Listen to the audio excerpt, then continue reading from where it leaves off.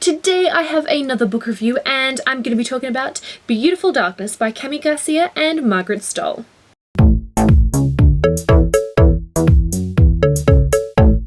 Now before we get started, this is the second book in the Garcia Chronicles. This is the sequel to Beautiful Creatures, so I will probably spoil things that happen at the end of Beautiful Creatures. If you don't want to be spoiled, I'd suggest you leave. I'll leave a link down below to a spoiler-free review of Beautiful Creatures, the book and also the movie, so you can check that out if you want to know what I think of it. But if you have read Beautiful Creatures, you are free to continue watching. This is going to be a spoiler-free review of Beautiful Darkness, so let's get on with it. After the crazy events that happened at the end of Beautiful Creatures, Lena has for now prolonged her claiming. She doesn't have to choose whether she wants to be light or dark just yet, but more importantly, she's lost one of the most important people in her life, her Uncle Mason, and she's definitely not dealing with it well. She's become really withdrawn, acting very strangely, pushing Ethan away, and not really explaining why. We're introduced to some more interesting characters and some of the mysteries of Gatlin, and also some of the people within the town are starting to unfold. So I first want to say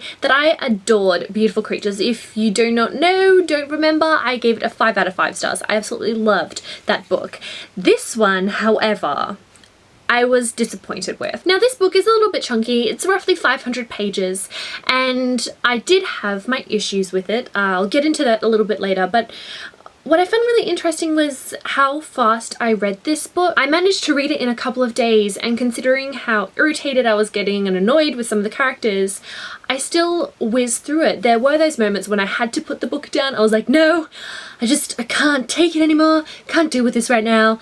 I definitely had those moments, but at the same time when I was reading it, I just kind of kept flipping those pages. Firstly, I loved the setting of this book. I loved Gatlin. I loved how vividly it was painted, how rich the atmosphere was. It just felt so real. And there were also some interesting twists and revelations that happened along the way, most of which I definitely wasn't expecting. So that kind of kept you on your toes, but overall the writing was just really fluid and easy to read. But like I was saying, it was kind of a surprise because this book has a slower pace than Beautiful Creatures. Ethan goes on this journey and it feels quite tedious at times. It kind of felt never-ending, like it was kind of going round in circles, like he'd be going here, then he'd be coming back home, then going back there again, just going here. So I felt that kind of dragged on. Like, I definitely think that this book could have been shorter, a little more concise. I also thought that everything kind of seemed a little too easy and too convenient.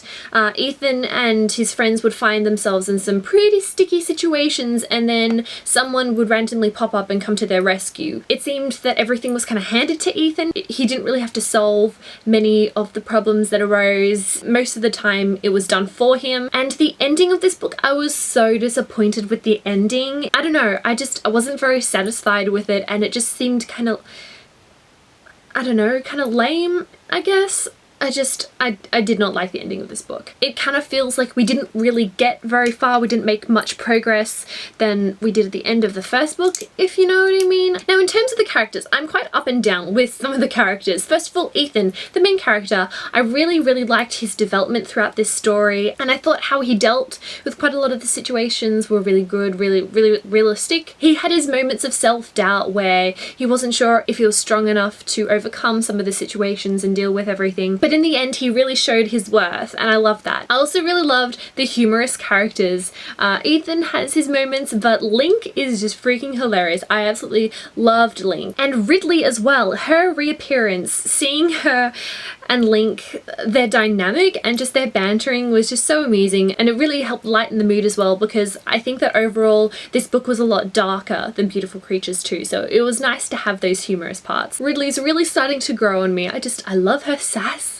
I love her sassiness. Now, my major issue when it comes to characters, if you guys follow me on Twitter, Goodreads or whatever, you'll know this, but Lena. I really started to hate her in this book. She was very irritating. I I'm glad that she wasn't a big presence in the majority of this book. It just really irked me how withdrawn she became. I completely understand why she was feeling so guilty and how she was finding it hard to deal even when she was around Ethan, but at the same time, like, they've been through so much together, you really can't communicate with him. She just really kind of shut him down and pushed him away without really giving him a chance. She'd go on and say, you just don't understand, but she never gives him the opportunity to understand because she just completely shuts him out. And just, it was so annoying. As you can see, really kind of some mixed feelings with this book going on, because the issues that I had, they really very much irritated me, but overall it wasn't a terrible book. A lot of people have been saying that this book is probably the worst from the series, so I'm definitely not going to be giving up on these books. I have the complete box set, so I'm not going to let it go to waste. I'm going to give this series a chance, but just this book didn't live up to my expectations. After completely diving into the world in Beautiful Creatures and loving it, I adored that book. This one just, yeah. I ended up giving it 2.5 out of 5 stars. I am looking forward to getting into the next books in this series, seeing how things turn out. Hopefully Lena manages to redeem herself in my eyes. So yeah, those are my thoughts on Beautiful Darkness. Feel free to leave your thoughts and opinions down below as well. Yeah. Alrighty.